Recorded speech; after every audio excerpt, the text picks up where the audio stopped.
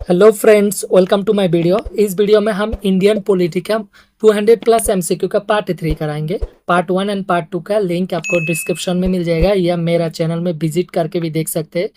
इसमें जो हम एमसीक्यू क्वेश्चन कराएंगे वो किसी न किसी प्रीवियस ईयर एग्जाम में आ चुका है, तो बहुत इंपॉर्टेंट है। देखिए फर्स्ट क्वेश्चन क्या बोला है, the maximum strength of the nominated members in both the house of parliament can be. संसद के दोनों सदनों में मनोनीत सदस्यों की अधिकतम संख्या कितनी हो सकती है। जो हमारा पार्लियामेंट में दोनों सभा मिला के, जैसे एक लोकसभा और एक राज्यसभा, ये दोनों मिला के टोटल कितना मेंबर नॉमिनेट किया जाता है, वो है 14। क्योंकि राज्यसभा में 12 मेंबर को नॉमिनेट किया जाता है प्रेसिडेंट द्वारा और लोकसभा में 2 मेंबर को नॉमिनेट किया जाता है, तो टोटल मिला के 14। ओके, नेक्स्ट क्वेश्चन देखिए, question number 102। For the enforcement of fundamental rights the supreme court में इशू एंड मौलिक अधिकारों की प्रवर्तन के लिए सर्वोच्च न्यायालय क्या जारी कर सकता है। जो हमारा सुप्रीम कोर्ट द्वारा फंडामेंटल राइट को लागू करने के लिए सुप्रीम कोर्ट द्वारा क्या जारी कर सकता है, वो है रिट्स। सुप्रीम कोर्ट द्वारा रिट्स जारी कर सकता है। ओके, नेक्स्ट क्वेश्चन देखिए, question number 103। Which of the following writ is issued by the court in case of illegal detention of a person? किसी व्यक्ति की अवैध हिरासत के मामले में न्यायालय द्वारा निम्नलिखित में से कौन सी रीट जारी की जाती है। जब भी किसी व्यक्ति को अवैध भाव गिरफ्तार कर लेता है पुलिस, मतलब उसका कोई क्राइम किया हुआ सबूत नहीं है, तो उसको बचाने के लिए, उस पर्सन को छुड़ाने के लिए सुप्रीम कोर्ट कौन सा रिट जारी कर सकता है, वो है habeas corpus. Okay, next question देखिए, question number 104। Which of the following writ may be issued to enforce a fundamental right. मौलिक अधिकार को लागू करने के लिए निम्नलिखित में से कौन सी रिट जारी की जा सकती है। जब भी हमारा मौलिक अधिकार फंडामेंटल राइट उसको लागू करने के लिए कौन सा रीट जारी किया जा सकता है, वो है habeas corpus. Okay, next question देखिए, question number 105। The total number of high courts in India at present is. वर्तमान में भारत में उच्च न्यायालयों की कुल संख्या कितना है। हमारा भारत में एट प्रेजेंट कितना हाई कोर्ट्स है, वो है 25। एट प्रेजेंट 25 हाई कोर्ट्स है हमारा भारत में। ओके, नेक्स्ट क्वेश्चन देखिए, question number 106। The age of retirement of the जज of the high court is. उच्च न्यायालय का न्यायाधीश की सेवानिवृत्ति की आयु क्या है, रिटायरमेंट का आयु क्या है हमारा उच्च न्यायालय का, हाई कोर्ट का जजों का, वो है 62 ईयर्स। ओके, नेक्स्ट क्वेश्चन देखिए, question number 107। Which is the highest and final judicial tribunal in respect of the constitution of India. Bharat के संविधान के संबंध में सर्वोच्च एवं अंतिम न्यायिक न्यायाधिकरण कौन सा है। जो हमारा हाईएस्ट फाइनल जुडिशियल ट्रिब्यूनल कौन सा है हमारा कॉन्स्टिट्यूशन के हिसाब से, वो है हमारा सुप्रीम कोर्ट। ये फाइनल हम लोग का judicial tribunal. Okay, next question देखिए, question number 108। What is meant by court of record. Court of record से क्या तात्पर्य है। हमारा कोर्ट द्वारा एक सेंटेंस जारी है, एक वर्ड है जैसे कोर्ट ऑफ रिकॉर्ड, उसका मतलब क्या है, मीनिंग क्या है, वो है the court that preserve all it's record. इसका मतलब है कोर्ट जितना भी कार्रवाई होता है वो संपूर्ण प्रिजर्व संरक्षण करके रखते हैं। ओके, नेक्स्ट क्वेश्चन देखिए, question number 109। Which of the following case can not be filed directly in the supreme court. निम्नलिखित में से कौन सा मामला सीधे सर्वोच्च न्यायालय में दायर नहीं किया जा सकता। देखिए, आप कौन सा मामला के लिए, कौन सा केस के लिए आप डायरेक्टली सुप्रीम कोर्ट नहीं जा सकते, वो है if once property is forcefully occupied by the other. आपका प्रॉपर्टी रिलेटेड कोई मामला हो, इसीलिए आप डायरेक्टली सुप्रीम कोर्ट नहीं जा सकते। बाकी जैसे डिस्प्यूट बिटवीन 2 और मोर स्टेट, 2 और मोर स्टेट के बीच में कोई झगड़ा है तो उसके लिए आप सुप्रीम कोर्ट जा सकते हैं। Case against enforcement of fundamental right, आपका कोई फंडामेंटल राइट का उल्लंघन हो रहा है तो फिर आप सुप्रीम कोर्ट जा सकते हैं डायरेक्टली, लेकिन आपका प्रॉपर्टी सामान्य प्रॉपर्टी मामला के लिए आप डायरेक्टली सुप्रीम कोर्ट नहीं जा सकते। ओके, देखिए next question, question number 110। Judicial review functions of the supreme court means the power to. सर्वोच्च न्यायालय की न्यायिक समीक्षाकारों का अर्थ निम्नलिखित में से कौन सा शक्तियां है? जो हमारा सुप्रीम कोर्ट के पास जुडिशियल रिव्यू पावर है वो कौन सा शक्ति है? वो है examine the constitutional validity of the laws. मतलब वो किसी भी लॉ जैसे पार्लियामेंट द्वारा बनाया गया लॉ कॉन्स्टिट्यूशन का अगेंस्ट तो नहीं, अनकॉन्स्टिट्यूशनल तो नहीं, उसको चेक करने का जो क्षमता है उसको बोलते हैं judicial review. Okay, next question देखिए, question number 111, who is one of the following comes under the jurisdictions of both the high court and supreme court. निम्नलिखित में से कौन सा उच्च न्यायालय और उच्चतम न्यायालय दोनों की अधिकार क्षेत्र में आता है? जो हाई कोर्ट के अंदर भी और सुप्रीम कोर्ट के अंदर भी जुरिस्डिक्शन में भी आता है, वो कौन सा कार्य है? वो है protection of fundamental right.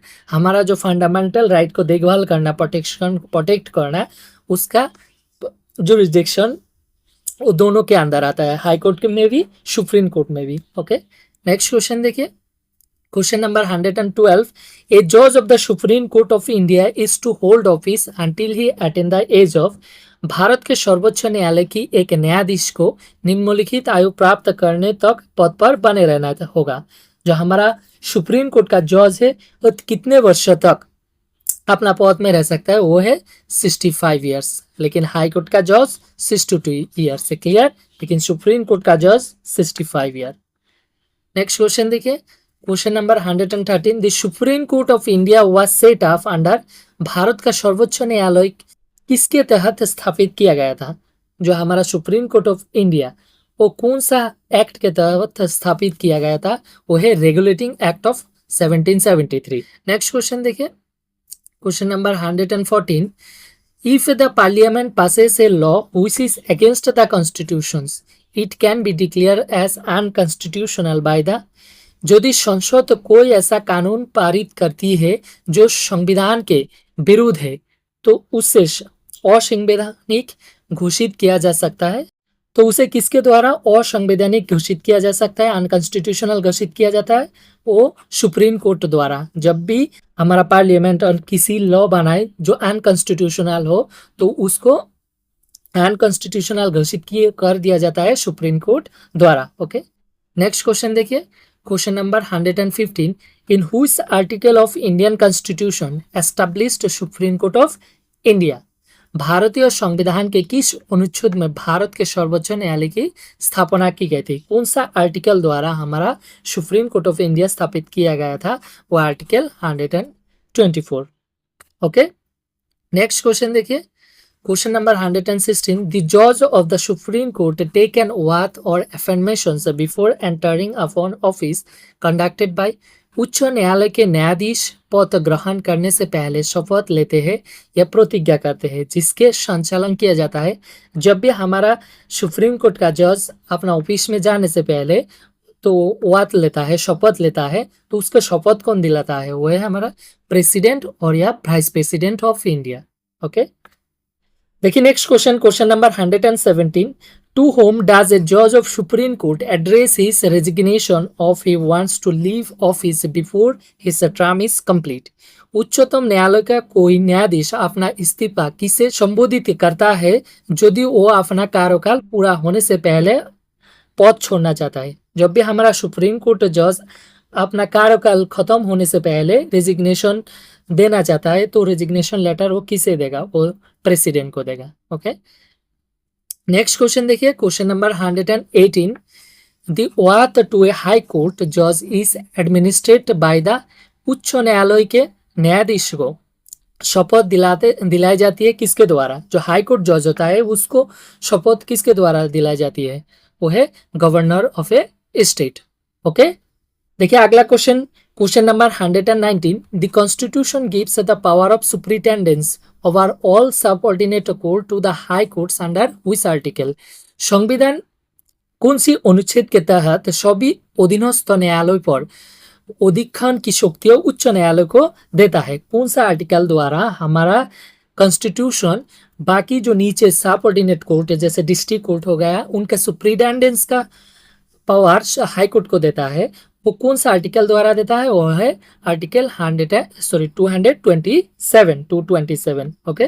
Next question देखिए number 120, the high courts in India were first started at, भारत में उच्च न्यायालय की शुरुआत सबसे पहले कब हुई थी, कहाँ पे हुई थी, सॉरी कब नहीं कहाँ पे हुई थी, हाई कोर्ट सबसे पहले वो है बॉम्बे, मद्रास एंड कोलकाता, इन तीनों जगह में भारत में सबसे पहले हाई कोर्ट स्टार्ट हुआ था।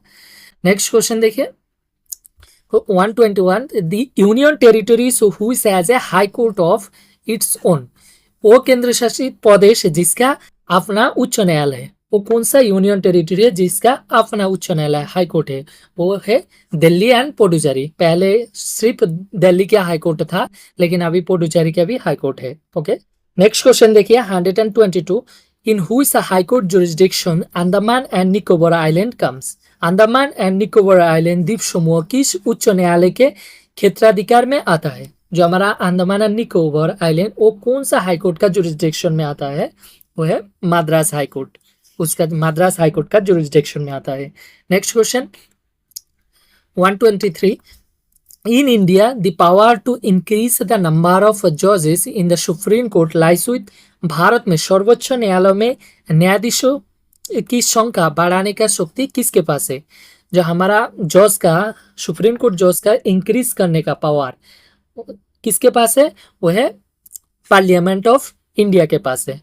ओके, नेक्स्ट क्वेश्चन देखिए question number 124, at present there are how many जज in supreme court of India, वर्तमान में भारत के सर्वोच्च न्यायालय में कितने न्यायाधीश है? जो हमारा सुप्रीम कोर्ट में एट प्रेजेंट कितने जज है? वो 34, 33 नॉर्मल जज, बाकी 1 चीफ जस्टिस ऑफ इंडिया, मिला के टोटल 34 जज। ओके, नेक्स्ट क्वेश्चन देखिए question number 125, which high court has jurisdiction over the state of Arunachal Pradesh, Arunachal Pradesh राज्य पर किस उच्च न्यायालय का अधिकार है? हमारा अरुणाचल प्रदेश जो उसका अपना हाईकोर्ट नहीं है, वो कौन सा हाईकोर्ट का जुरिस्डिक्शन का अंदर आता है? वो गुवाहाटी हाईकोर्ट का जुरिस्डिक्शन आता है। और कौन कौन स्टेट आता है? जैसे नागालैंड, नागालैंड का भी अपना हाईकोर्ट नहीं है, वो भी गुवाहाटी हाईकोर्ट का जुरिस्डिक्शन में आता है। आसाम, आसाम का ही मेन हाईकोर्ट है गुवाहाटी हाईकोर्ट। ओके, और Mizoram, Mizoram. Okay, next question देखिए question number 126, under which article high court has the power of judicial review, किस अनुच्छेद के अंतर्गत उच्च न्यायालय को न्यायिक समीक्षा की शक्ति प्राप्त है? जो हमारा जुडिशियल रिव्यू का पावर कौन, हाईकोर्ट को जुडिशियल रिव्यू का पावर कौन सा आर्टिकल के तहत है? वो है आर्टिकल 226 के तहत। ओके, नेक्स्ट क्वेश्चन देखिए question number 127, when a state governor dies or resigns who normally exercise his functions until a new governor is appointed, जब किसी राज्य के राज्यपाल की मृत्यु हो जाती है या इस्तीफा दे दिया जाता है, तो नया राज्यपाल के नियुक्ति होने तक आमतौर पर उसके कार्य कौन करता है? जब भी हमारा स्टेट का कोई गवर्नर का मृत्यु हो जाता है या रिजाइन दे देता है, तो उसके जगह में न्यू गवर्नर आने तक कौन काम करता है? तो है हमारा chief justice of high court. जो हाई कोर्ट का वो स्टेट का बा उसका जुरिस्डिक्शन आने वाला जो हाई कोर्ट है उसका चीफ जस्टिस अपना काम करता है गवर्नर के रूप में। ओके, नेक्स्ट क्वेश्चन देखिए question number 128, who is the longest serving chief minister in India, Bharat में सबसे लंबे समय तक सेवा करने वाला मुख्यमंत्री कौन है? सबसे लंबा समय तक सेवा करने वाला मुख्यमंत्री कौन है? वो है पवन कुमार चामलिंगराय। कौन सा स्टेट का चीफ मिनिस्टर है? वो सिक्किम का। कब तक? लगभग 5 टाइम वो चीफ मिनिस्टर रहा था, 25 ईयर्स। कब से? 1994 से 2019 तक। ओके, नेक्स्ट क्वेश्चन देखिए question number 129, the governor is appointed by the, राज्यपाल की नियुक्ति किसके द्वारा की जाती है? जो अपॉइंटमेंट होता है हमारा गवर्नमेंट का किसके द्वारा होता है? वो प्रेसिडेंट ऑफ इंडिया का द्वारा। ओके, नेक्स्ट क्वेश्चन देखिए 130, the first women governor of a state in free India was, स्वतंत्र भारत में किस राज्य की पहली महिला राज्यपाल थी? किसी राज्य की पहली महिला राज्यपाल थी जो स्वतंत्र फ्री इंडिपेंडेंट इंडिया का, वो है सरोजिनी नायडू थी। ओके, नेक्स्ट क्वेश्चन देखिए, question number 131, what is the maximum number of elected member in A state assembly? किसी राज्य विधानसभा में निर्वाचित सदस्यों की अधिकतम संख्या कितना हो सकती है? कोई भी स्टेट असेंबली में, स्टेट जो लेजिस्लेटिव असेंबली है, वो मैक्सिमम कितना, हमारा देश का कोई भी स्टेट में मैक्सिमम कितना मेंबर हो सकते हैं? वो है 500, इससे ज्यादा नहीं हो सकते। ओके, नेक्स्ट क्वेश्चन देखिए, question number 132, the member of legislative assembly, state legislative assembly are elected for what period? राज्य विधानसभा के सदस्य किस अवधि के लिए चुना जाता है, मतलब कितने सालों के लिए चुना जाता है हमारा स्टेट लेजिस्लेटिव असेंबली का मेंबरों को? वो है 5 ईयर के लिए। ओके, नेक्स्ट क्वेश्चन देखिए, question number 133, which subject was transfer from state list to concurrent list by the amendment of the constitutions? संविधान संशोधन द्वारा किस विषय को राज्य सूची से समवर्ती सूची में स्थानांतरित किया गया था? जो 3 लिस्ट हमारा कॉन्स्टिट्यूशन में मेंशन है, एक है यूनियन लिस्ट और एक स्टेट लिस्ट और एक कॉन्करेंट लिस्ट। ओके, तो इसमें पहले हमारा स्टेट लिस्ट में 66 सब्जेक्ट था और कॉन्करेंट लिस्ट में 47 था, लेकिन इससे 5 सब्जेक्ट इसमें ट्रांसफर कर दिया, मतलब अभी एट प्रेजेंट इसमें 61 सब्जेक्ट और ये 5 सब्जेक्ट में लेके 52 सब्जेक्ट कॉन्करेंट लिस्ट में। तो जो 5 सब्जेक्ट ट्रांसफर किया उसी में से एक इसमें है, तो पूछा है कौन सा सब्जेक्ट ट्रांसफर किया, वो है एडुकेशन। नीचे दिया गया ऑप्शन में एडुकेशन भी पहले सिर्फ स्टेट लिस्ट में था, उसके बाद इसको कॉन्करेंट लिस्ट में ट्रांसफर कर दिया है। देखिए next question, question number 134, under the constitution the residual power vest with the, संविधान के तहत अवशिष्ट शक्तियां निम्नलिखित में निहित है, किसके पास अवशिष्ट शक्तियां है? जो रेसिडुअल पावर किसके पास है?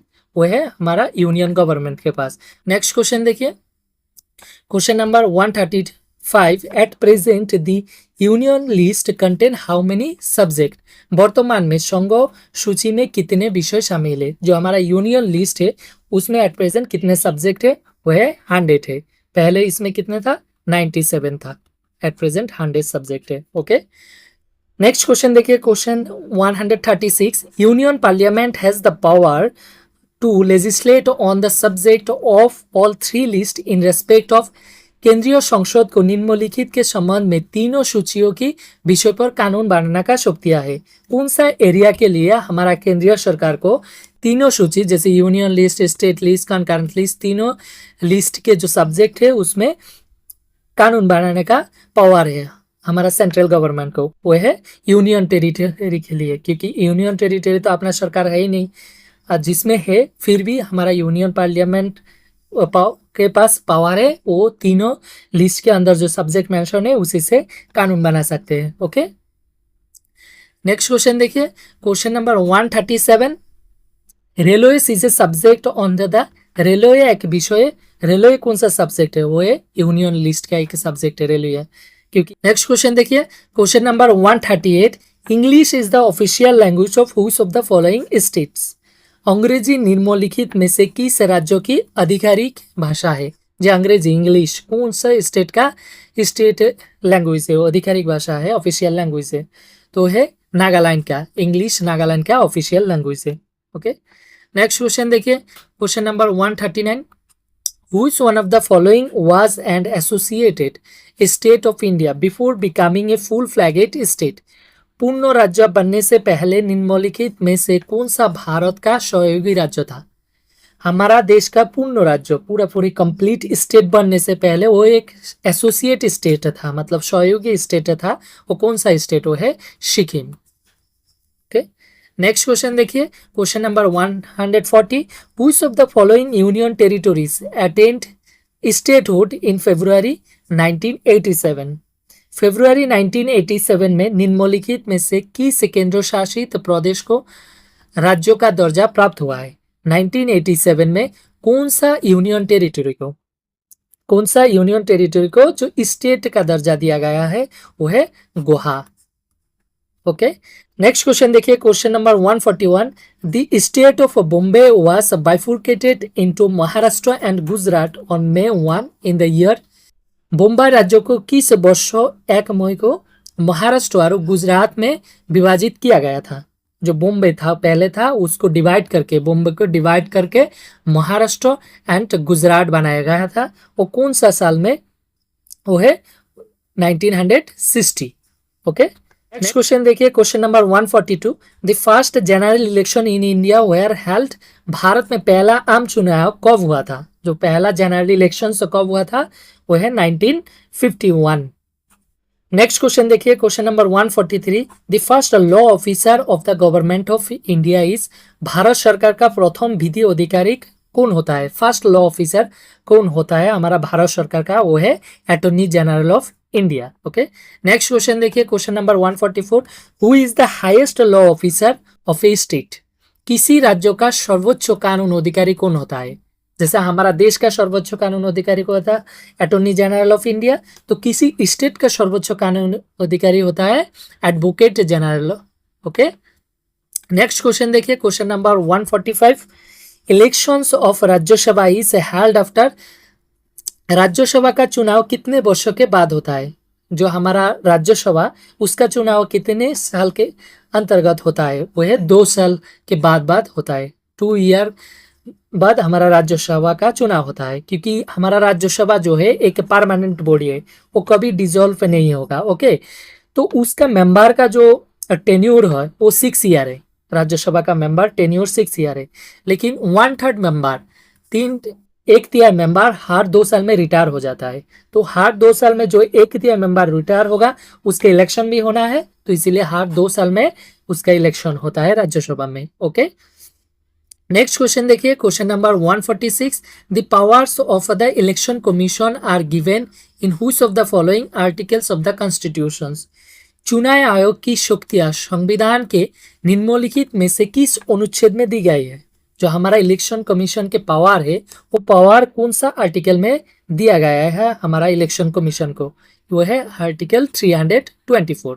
ओके, नेक्स्ट क्वेश्चन देखिए, question number 147। Who appoints the chief election commission of India. Bharat के मुख्य चुनाव आयोग की नियुक्ति कौन करता है? हमारा जो इलेक्शन कमीशन का चीफ होता है उसको नियुक्त कौन करता है? वो president of India. Okay, next question देखिए, question number 148। The election commission does not conduct the election to the. चुनाव आयोग निम्नलिखित के लिए चुनाव नहीं करता है। कौन से नीचे दिया गया कौन से बॉडी के लिए चुनाव आयोग हमारा जो इलेक्शन कमीशन इलेक्शन कंडक्ट नहीं कराता है? देखिए, एक तो लोकसभा इसके लिए election commission of India election कराता है, राज्यसभा के लिए भी कराता है, प्रेसिडेंट इलेक्शन के लिए भी कराता है, लेकिन लोकल बॉडी का इलेक्शन जो है, जैसे पंचायत इलेक्शन हो गया, वो हमारा इलेक्शन कमीशन ऑफ इंडिया द्वारा नहीं कराया जाता है। ओके, नेक्स्ट क्वेश्चन देखिए, question number 149। The election commission hold election for. चुनाव आयोग निम्नलिखित के लिए चुनाव कराता है। जो हमारा इलेक्शन कमीशन ऑफ इंडिया, वो कौन सा बॉडी के लिए, कौन सा चीज के लिए इलेक्शन कराता है? वो है ऑप्शन नंबर सी, द पार्लियामेंट के लिए, मतलब लोकसभा एंड राज्यसभा दोनों बॉडी के लिए। स्टेट लेजिस्लेचर, स्टेट लेजिस्लेचर का जो इलेक्शन है वो भी कंडक्ट कराता है, और the post of the president and vice president, इन दोनों का इलेक्शन कराता है। ओके, नेक्स्ट क्वेश्चन देखिए, question number 150। Members of the union public service commission can function as member up to the age of. संघ लोकसभा आयोग के सदस्य निम्नलिखित आयु तक सदस्य के रूप में कार्य कर सकता है। जो हमारा member of union public service commission है, वो कितना वर्ष तक, कितना आयु तक काम कर सकता है? वो है 65 ईयर्स तक। ओके, नेक्स्ट क्वेश्चन देखिए, question number 151। In हुच schedule of the constitutions of India deals with panchayat. Bharat के संविधान के किस अनुसूची में पंचायत को वर्णन है? जो हमारा कौन सा अनुसूची में, कौन सा शेड्यूल में पंचायत का वर्णन है हमारा कॉन्स्टिट्यूशन का? अगर इसका आंसर आपको पता है तो आंसर कमेंट में जरूर लिखिएगा। इसी तरह जीके के साथ अपडेट रहने के लिए मेरी चैनल को सब्सक्राइब कीजिए, एंड वीडियो पसंद आए तो लाइक एंड शेयर कीजिए। मिलते हैं अगले वीडियो में। ओके।